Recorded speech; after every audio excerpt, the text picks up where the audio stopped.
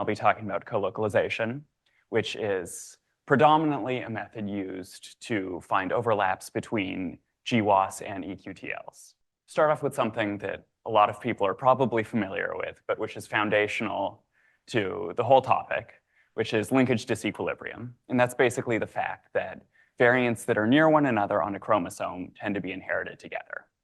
And because they tend to be inherited together, if one of the variants creates a change in some kind of trait we're measuring, like height or cholesterol, the other variants that are inherited with it tend to also be statistically associated with the trait.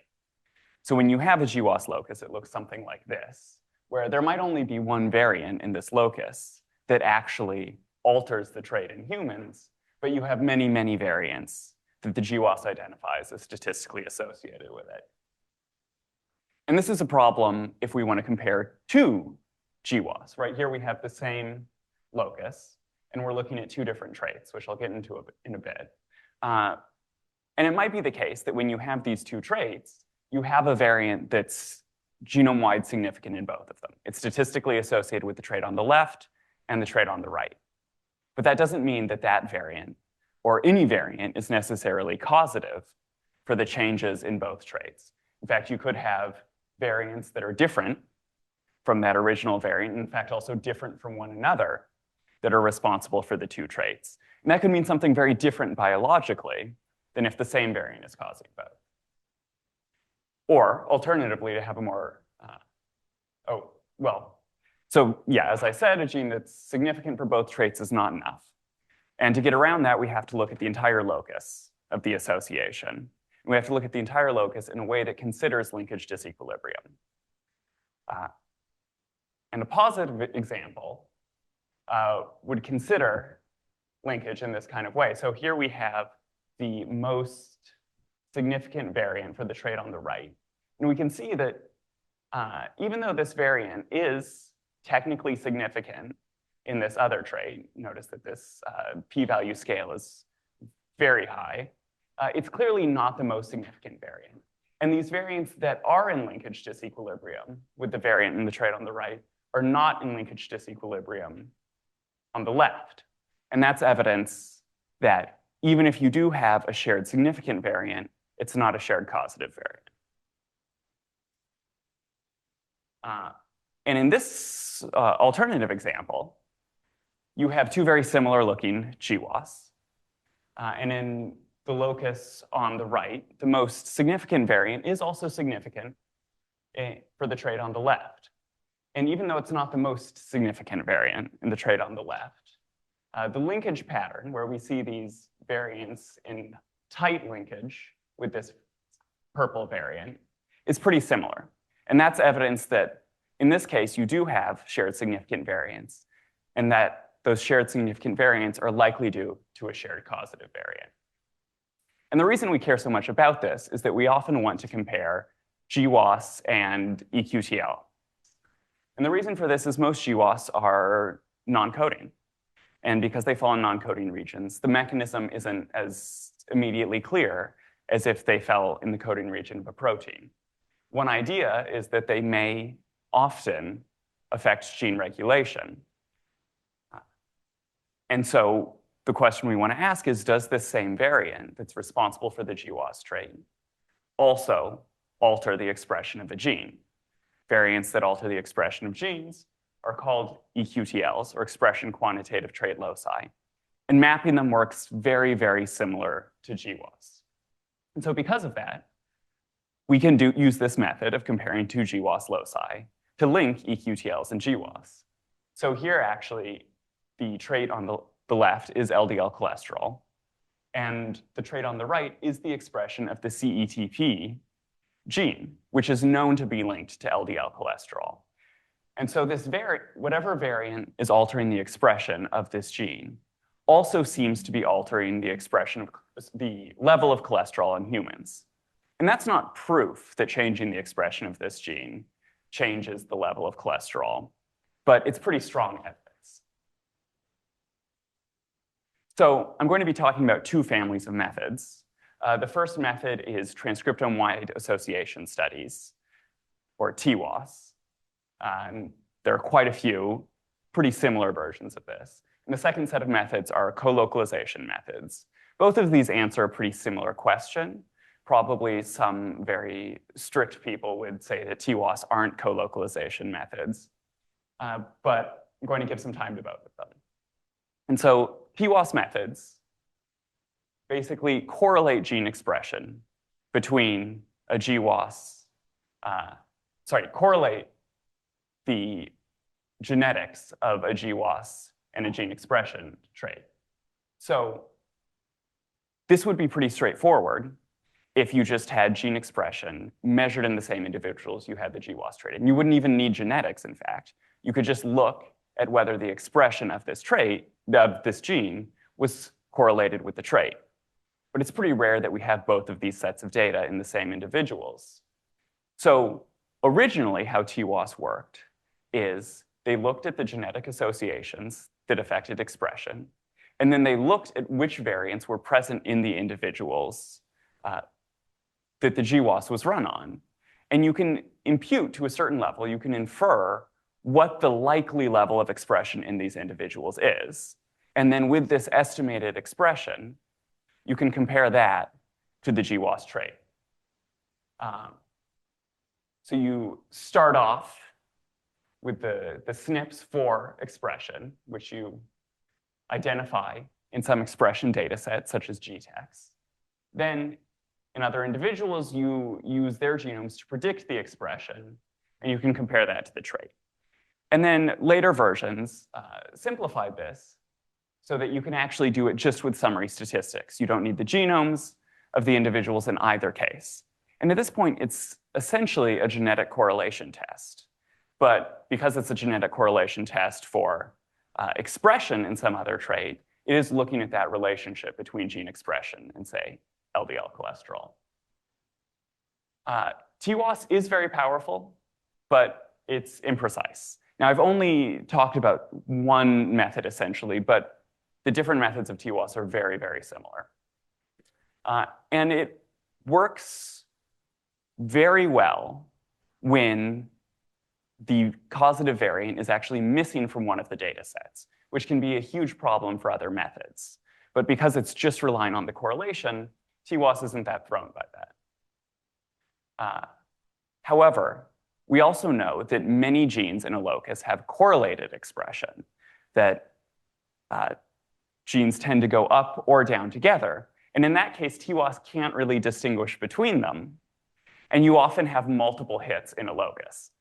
When you have these multiple hits, you end up with a lot of positive findings. So I think TWAS is very good when you're doing some sort of exploratory analysis, but tends not to have the specificity that you'd want to really consider it confirmation of some idea.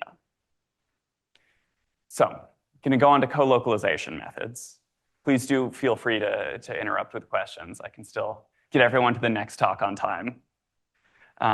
Colocalization methods ask a slightly different question. If TWAS asked, are the genetics of gene expression and the GWAS trait correlated? Colocalization asks, is there a variant that is responsible for altering gene expression and altering the GWAS trait? So the statistical methodology of all of these methods looks something like this. What is the probability that a variant is, in a locus, is causal for a change in expression and also for a change in the GWAS trait? And how can we measure that conditional on the data we've observed in our GWAS and our eQTL mapping? And essentially, this is fine mapping, right? Because if there was no linkage disequilibrium, this would be an easy question. If there was only one causative variant in a locus, that would be the only variant you would find. Because there tend to be these correlated association statistics, we try to narrow those down with fine mapping. And when we narrow those down together, you have this joint fine mapping that is essentially what most colocalization is. Part of the reason colocalization is powerful is because as a Bayesian method, it kind of lets us flip this question around. So instead of asking, just what is the probability that this variant is linked to expression and to the GWAS trait, given the data we observe, we can ask, well, what is the probability that these data would occur if we assume that the variant is truly an eQTL and truly a GWAS association? And then what we have over here on the right is we have our prior. Because this is a Bayesian method, it includes our estimation before looking at any of the data that the GWAS hit and the eQTL are the same variant. And the prior is actually one of the areas in which different colocalization methods tend to differ. So one important way in which colocalization methods can gain power is by not just looking at individual variants. Because sometimes you don't care which variant is an eQTL and which variant is responsible for the change in the GWAS trait. You just care whether it's the same variant. And in those cases, you can do this joint find mapping, and then you can actually sum it up over a region. So you can take the probability that this first SNP is responsible for both the expression change and the GWAS trait change, combine it with the probability that this next SNP is, and this next SNP, and so on, and so on. So some important things to remember about colocalization. Again, it's not actually testing causality. If we find a colocalized locus, we tend to assume that the change in expression is contributing to the change in the GWAS trait. But we don't know that this is the case. It could be that the change in the GWAS trait actually somehow leads to a change in the gene expression. Or it could be, and this is probably more likely, that they both share some third cause, that the expression of some other gene affects the expression of this gene and also affects the GWAS trait. And this was sort of like the challenge TWAS faces, where you have these correlated expressions of genes in nearby loci.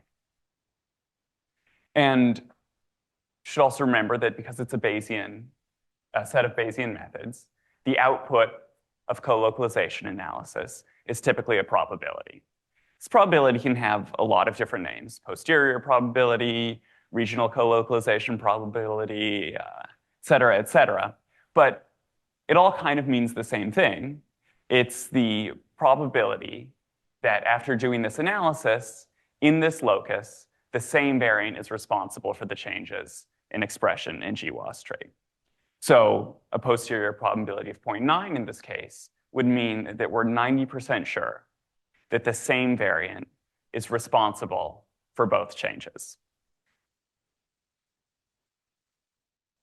And this is, of course, given our assumptions, given our methodology, and given the data that we've observed. So there are a lot of colocalization methods. And in fact, I haven't updated this slide from previous times I've used it, so there's actually additional ones I could have added since then. Some of the most common ones are coloc, eCaviar, and inloc, which has since become fast inloc. So I'll talk a little bit about the differences that tend to occur between them, because they all have that same basic premise at this point, which is jointly find mapping expression and the GWAS trait. But one of the things they differ in is how they handle allelic heterogeneity. It's possible that the association in a locus isn't just due to one variant that affects the GWAS trait, or one variant that affects the expression of the gene. There could be multiple variants that are affecting the expression. And in that case, because these variants are in linkage disequilibrium, you end up with a very different set of summary statistics. And it becomes even harder if you have, say, multiple variants that affect a trait, but only one variant that affects expression in the locus. Then you'd still probably want to return a positive colocalization result, because after all, there is a shared variant affecting both the GWAS trait and the expression. But it might be more difficult to detect. So some methods are really designed around allowing allelic heterogeneity to exist. Additionally, because it's essentially a find mapping method, there are lots of different fine mapping algorithms, lots of different fine mapping methods that you can use as the basis for colocalization. And as other fine mapping methods improve, you tend to get improved performance of colocalization. Additionally, these methods differ in their prior probability. So remember, we have that assumption up front of how likely it is that the eQTL and the GWAS are the same SNP. And there are different things you could consider here. You could, for example, just say it's totally random, that there's some probability that a SNP is an eQTL, some probability that it's a GWAS-associated variant, and those two probabilities are entirely independent. You could also just have something built in where you could say, well, based on our understanding of the biology of gene regulation, we think that if a variant is an eQTL, it's, say 3 times as likely to also be a GWAS association. Or you can look at the summary statistics from the eQTL analysis and from the GWAS and try to estimate the enrichment. So you look at how much overlap there is, how large that overlap is compared to what you'd expect by chance, and then you use that as your prior in all the individual loci. And additionally, and this is, I think, perhaps the most important thing if you just want to use results from colocalization, there are very different posterior probability cutoffs.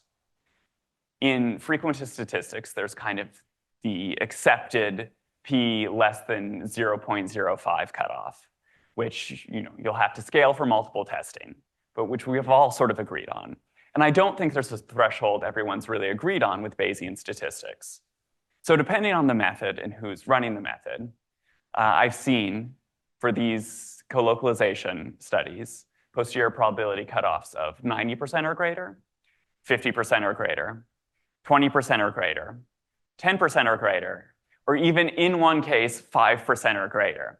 So that would mean that you could have a locus where you think that there is only a 5% chance that the same variant is responsible for both the eQTL and the GWAS association, and you're still returning as a hit. So if you want to use these data, please, please, please, please check what the cutoff is. Generally, what I use is fast and loc. This isn't necessarily the best method, though it's the best for the things I tend to be doing with colocalization.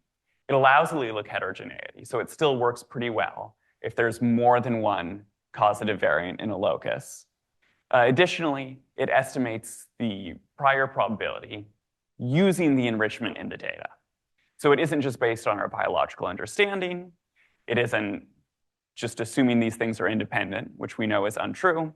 It's looking at the data across the entire genome, estimating how likely they are to overlap, and trying to use that in any individual locus.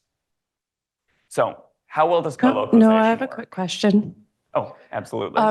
How do we, or do we at all think about multiple testing? I know you talked about it with the frequentist way, but in Bayesian, do we adjust that PIP threshold for when we have more tests, or how should we think about that? Yeah, you can't, in Bayesian statistics, you can't do just the same sort of, say, Bonferroni correction that you can do with p-values. It also just depends how you want to use these data. If you want to test a specific locus, right, obviously you don't have to do any multiple testing correction. If you're looking across the genome, often in Bayesian statistics, we don't have that kind of correction. We just have, say, the 90% cutoff. I have 2 questions. The first question is, so it sounds like colocalization is like stronger than TWAS or like more strict. Is that right? And then the second question is, what happens if you're colocalizing a locus that truthfully has multiple causal variants, but you're only using a single causal variant assumption? Does that tend to result in false positives, false negatives, or hard to say? Yeah. So to the first question, I think colocalization methods tend to be more conservative than TWAS. As a result, they also have weaker power. And I think this weaker power is also why the posterior probability threshold often gets lowered to pretty generous levels. And then as to the second question, what the effects of having multiple causative variants, well, assuming that only one exists, generally this will lead to false negatives. If the two variants are, say, roughly similar in their effects, then the fine mapping will just sort of divide the effect up between them. And if, say, only one of those variants is actually causative for the expression of the gene, it'll try to put as much of that fine mapping probability in that one variant and will thus weaken the amount of overlap you're getting. If you have the same two or more causative variants that both affect the GWAS trait and the eQTL trait, I think in theory you should get better performance than you would with partial overlap, even with these methods that assume one causative variant. But in practice, this actually magnifies LD differences between populations. So you're still going to take a hit to your power. Thank you. Welcome. So we've been talking about power, which is perfect, and how often you find things, because the answer to how well colocalization works is not great. Most methods have found somewhere in the range of 20 to 35% of GWAS loci are explained by eQTLs. So this means if, say, you have an LDL GWAS and you think you have an independent locus in a region, there's maybe a quarter to a third chance that when you look at this locus, you're going to find an eQTL that seems to explain it. It's not clear why this is. This is actually something that people are still arguing about a lot. There's a lot of possibilities. And this is despite the fact that, as I've complained about, the posterior probability cutoffs are often pretty generous. So, as I said, it's a matter of debate. People are arguing about this a lot. This is one of my favorite paper titles of all time. Where are the disease-associated eQTLs? And a lot of the possible answers include just problems with power. Or it could be that there is an eQTL that explains the GWAS variant, and it's in a specific cell type. Or there's a gene-by-environment interaction that makes us struggle to find it. It could matter only early in development. There could be essentially any context that is required for the eQTL to matter that we're not finding in our eQTL mapping studies.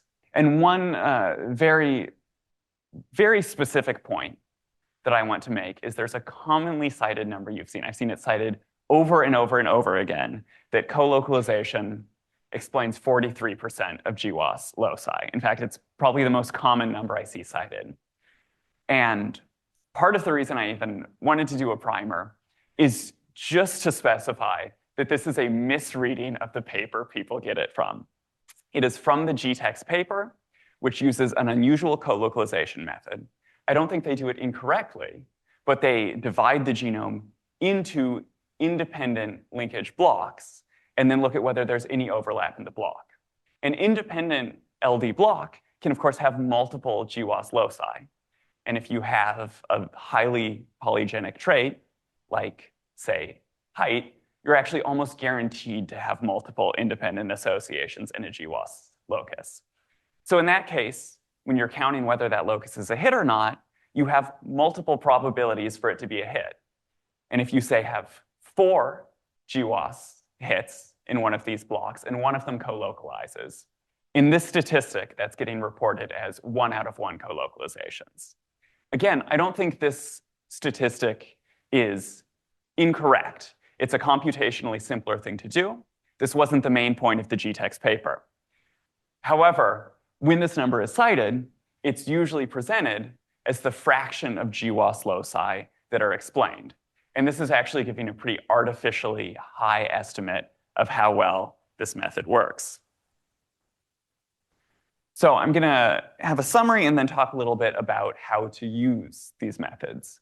So eQTLs may explain the mechanisms of non-coding GWAS associations. There are statistical methods that we used to see whether eQTLs explain these associations. And the two big families of these are transcription-wide association studies and colocalization methods. These methods often say more about a region or a locus than they do about individual variants, because we often care more about the locus than we do about any of the individual variants. However, most GWAS associations are not explained by these methods. Yeah. So I had a question kind of related to, I guess, when you run TWAS and Coloc with exactly the same GWAS and eQTL data, are there cases where you may have strong TWAS signal but weak Coloc signal and vice versa? And sort of, do you have any recommendations for how to reconcile those differences, I guess, before you go into the description of how each of those kind of practically work? Yeah, that's a really good question. And in fact, if you run a colocalization method and a TWAS method on the same data set, you will get very imperfect overlap. And in fact, it's worse because if you then run, say, another TWAS method and another colocalization method on the exact same data set, the TWAS methods and the colocalization methods will often not even overlap that well. And how I would handle that, again, I think TWAS is good for certain exploratory examinations, but it tends to have a lot of false positives, and it tends to report genes in sets because these genes have correlated expression. So if you have your gene is a positive result in TWAS, you don't even necessarily know if it's specifically that gene or another gene in the locus. So if there's imperfect overlap, I think in that case, it depends what you're planning to do with this. If you just want maybe a large set of genes that you're going to be testing, then TWAS might be the way to go. If testing these is more difficult or you want to make more specific claims, then TWAS is probably a little too broad and you're probably going to want to use a colocalization method. You might even want to use multiple colocalization methods. The results won't perfectly overlap. And in fact, imperfect overlap in that case is not proof that the result is false. But typically, you can have more confidence that a positive result is a true positive using the colocalization methods. That makes sense. Thank you. You're welcome.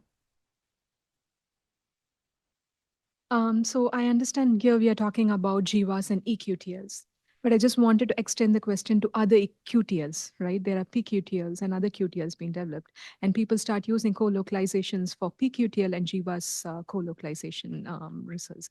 So how do you see that? Because eQTLs are way more denser, but pQTLs, we have only few proteins for which we have these QTLs mapped. So how do we look into colocalization methods when we have to apply it to pQTLs or other QTLs?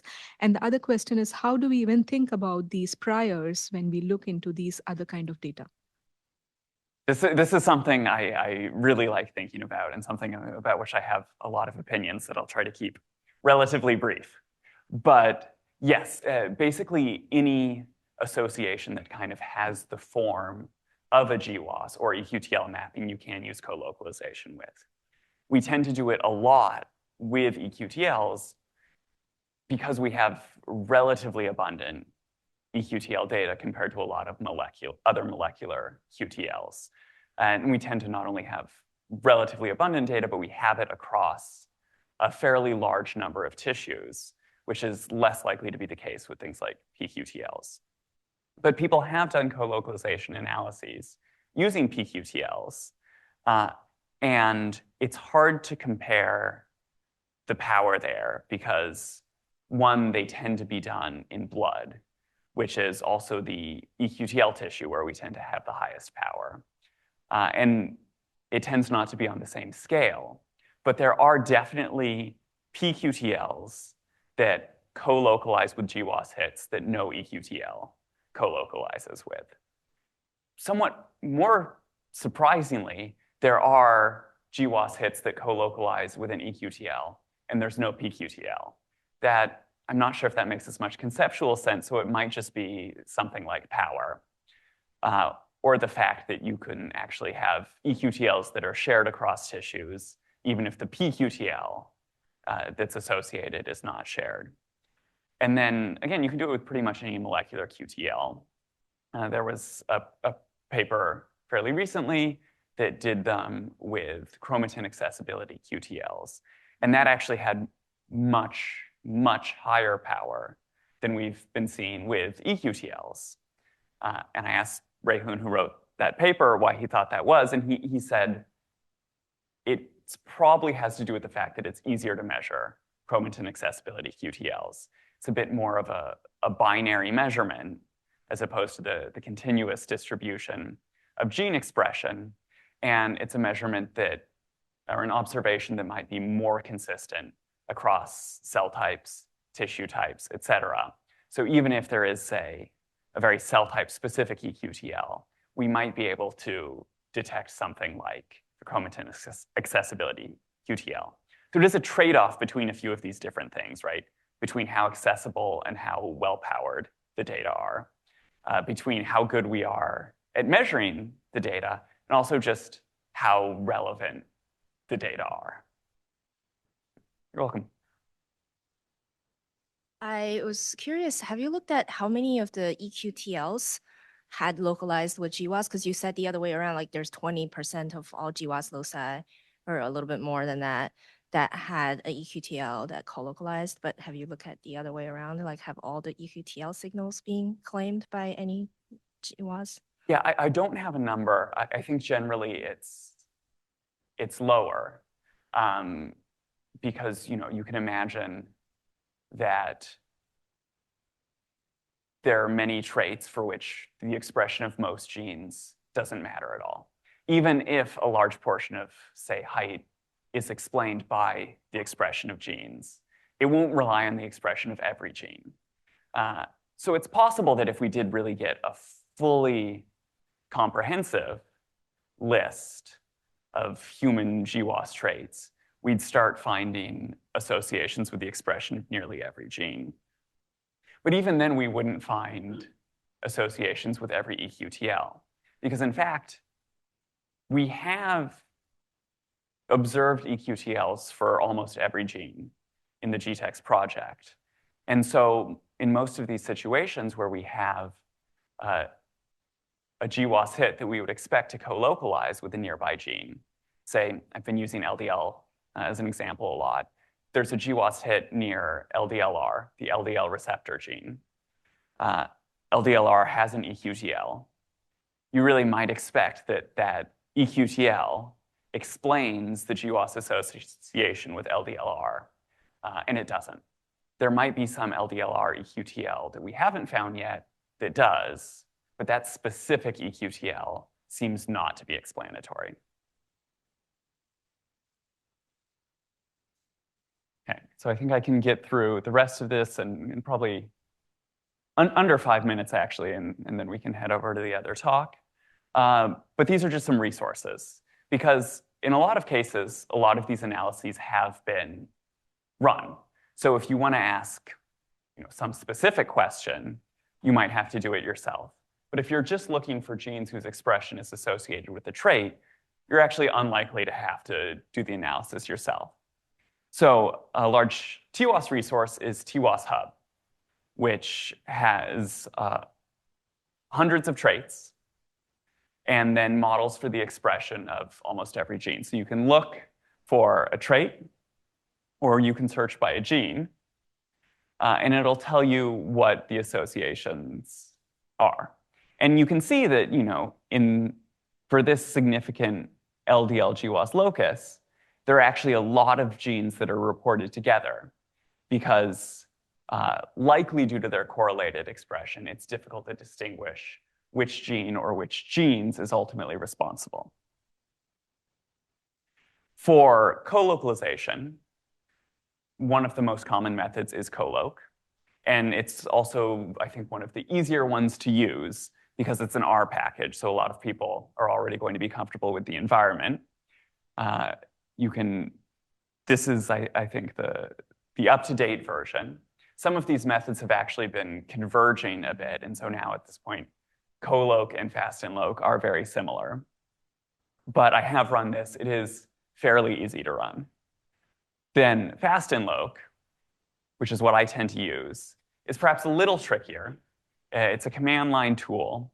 But one benefit is that they actually just do have the eQTL side of it done. If you want to work with the GTEx data, they've already done the fine mapping, and that can go into estimating the enrichment for the priors, and that can then go into the colocalization itself. True to the name, it is pretty fast. So what you have to provide are just the fine-mapped GWAS statistics, and it's still relatively straightforward to run. There are also a variety of resources for displaying potentially colocalizing loci. So this is locus plot. This is one package, R package that can be used. You can tell really in my earlier plots, I just took the right side of these. Meanwhile, the left side is also basically showing a QQ plot for the p-values of both loci. And you can see in our positive control locus that the p-values tend to be relatively correlated, which is encouraging. And then there's also eQT plot, which I tend to really like. It has a lot of information conveyed on it, which can make it a little harder to read quickly, but it manages to show you the effect sizes, the associations of both traits all in one plot. And both of these are pretty easy to use. They're both R packages as well. So I'd like to acknowledge my postdoc mentors, as well as Shamil Sunyaev, in whose lab I learned most of the things I've talked about today, as well as the MPG Primer series. That's it. That was great. I'll start us off with an anonymous question online. They say eQTL studies tend to have much smaller sample sizes than GWAS studies. This may lead to poorly estimated LD and not so great fine mapping in the eQTL data, even before attempting the colocalization. So are there any good ways to improve your power, for example, with the reference population LD, or a minimum study size for the eQTL that you would recommend? Yeah, and I think that's getting at